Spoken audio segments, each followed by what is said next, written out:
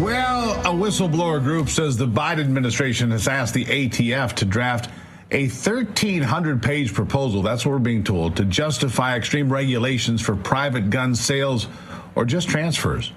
The group Empower Oversight says the regulation would effectively ban the private firearm sales by requiring background checks for every sale, including to your own kid. The proposal could be a serious infringement on the Second Amendment and, well, an unconstitutional power grab by the executive branch, again, leading to political clashes between American citizens and the ATF, who would have to enforce the regulations. We broke this story last week. Today, Dr. John Lott, president of the Crime Prevention Research Center, joins me to break it all down. John, good to see you. Great to see you. All right, what do you make of it? You've seen this one, and I just go back over the last, 20, 30 years and repeat in my mind all the Democrats, we love the Second Amendment. We respect the Second Amendment. We have no intention of taking anybody's guns, and yet every year it accelerates. They attack guns from every direction, every conceivable possible angle, whether preventing credit card companies from buying guns, trying to shut down ammunition, raise taxes, and now something like this. What say you? Well, you and I had talked about this back in September when the Bureau of Alcohol, Tobacco, and Firearms had put out its preliminary version of these rules. And at that time, it was 108 pages long.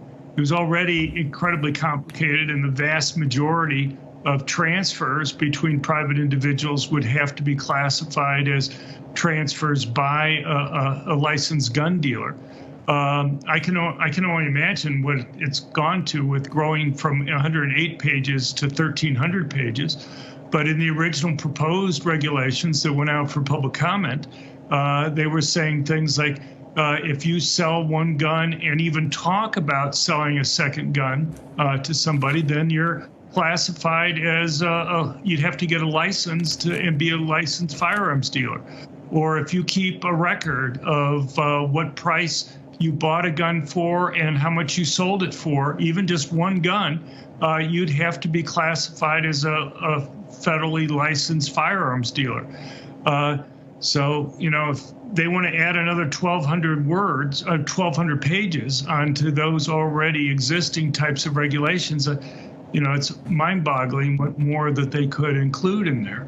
But look, we know as of ago now, the Biden administration had put together a computerized database of almost 1 billion transactions involving gun transfers. Most of those were older transactions that had occurred. And it's clear that they want to update that. They want all transfers to go through licensed dealers so that they can have a complete registry of who owns guns. And I know they claim that this is important for reducing crime and solving crimes. Unless you watch something like Law and Order, people know that that's simply not the case. We have registration licensing in Hawaii since 1960. We've had it in Chicago. We've had it in Pennsylvania, Maryland, New York, Washington, D.C. And time after time, those jurisdictions can't point to any cases that they've been able to solve as a result of registration and licensing. And there's a simple reason for that. In theory, if a gun's left at the crime scene and it's registered to the person who committed the crime, you can trace it back to the criminal. But guns are virtually never left at the crime scene. And the few times they are, it's because the criminal's either been killed or seriously wounded, so you've caught them anyway. And the once or twice that they're left beyond that, they're not registered. And even in the 1 or 2 times they are registered, they're not registered to the person who committed the crime. So you spend huge amounts of money putting this registry together. And really, the only reason why they have this registry is for eventual confiscation of guns. That's really the only reason that makes sense for having them. And that's the point, and that's what I want to get around to.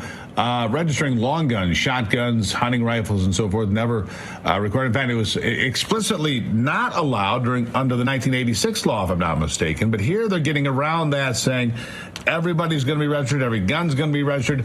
It's a de facto registry, and they've made an end run. Does this hold up? Well, these guys are too cute by half. What they say is, well, it's true we have this database of transfers, but we're not actually violating the federal law because we don't use it. Well, what's the point of spending billions of dollars putting this national registry together if they're never, ever going to use it? I mean, eventually they're going to use it for something. And so, simply saying, well, we're not violating the law because we're not using it. What they're waiting for is that they'll have the registry together. And then when the Democrats control the House and the Senate and the presidency, and they get rid of the filibuster, then they'll be able to go and pass a law that allows them to start using it. And they'll have their instant registration already set up.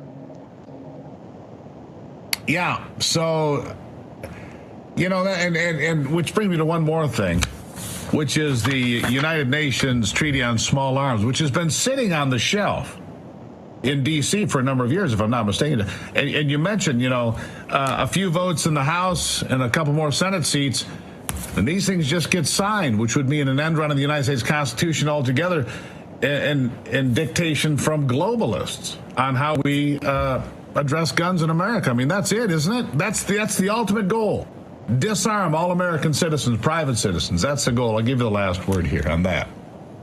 I don't think you have to bring in the UN to get the disarmament. I mean, you look at the changes that have occurred in California and New York recently.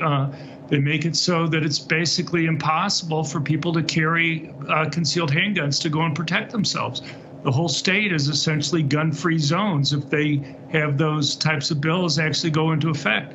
What they're hoping is that if they can keep control of the Senate, and you've lost Manchin and Sinema from Arizona, then all the Democrats that are remaining will be in favor of getting rid of the filibuster, and that will allow them to go and pass all these different types of bills that they want to pass. Yeah. And then real quick in passing, one other topic while I have you. Got about a minute here. The border bill. You've had a chance to see this. We talked about it in the break. Your first reaction to the border bill that you saw come out after 4 months of secrecy, where McConnell and Schumer and the firm do their thing, as Mike Lee of Utah calls it, the firm, where they do everything in secrecy and then say, hey, we need to vote on this in 20 minutes, right? That's kind of the attitude they have, so they can force it through. Nobody gets to read it. Just ram it through the system. What do you make of it? Well, I mean, there were lots of rumors beforehand. I think this is even worse than the original rumors that were there. They're going to essentially codify massive millions of illegals being able to come into the country each year. My own belief is partly this is to tie the hands of Trump if he were to win the presidency. It's not a permanent change. It basically goes through most of the next administration. And so it would pretty much keep Trump's hands tied, and then allow the next president, which they may hope is a Democrat, to go back to whatever rules that they want to have. But it's right. 300 pages. It's readable. People should read it. It literally kind of regularizes millions of illegals coming in each year, and it grants citizenship to many people who would otherwise be prevented from getting citizenship. Yeah. And it makes it so it gives them a here's your work permit as you walk through the door, along with your cell phone and your gift card. It's unbelievable. Dr. John Lott, you can find out more at crimeresearch.org. He covers this topic. He covers guns. He covers a lot of important topics. John, always appreciate you being here. Thank you. Thank you very much. Really appreciate it. So much to talk about. After the break, I'll take a look at an organization devoted to helping veterans, and I'll have Rick Berman, the executive director of RAM Veterans Foundation, up next on AVL.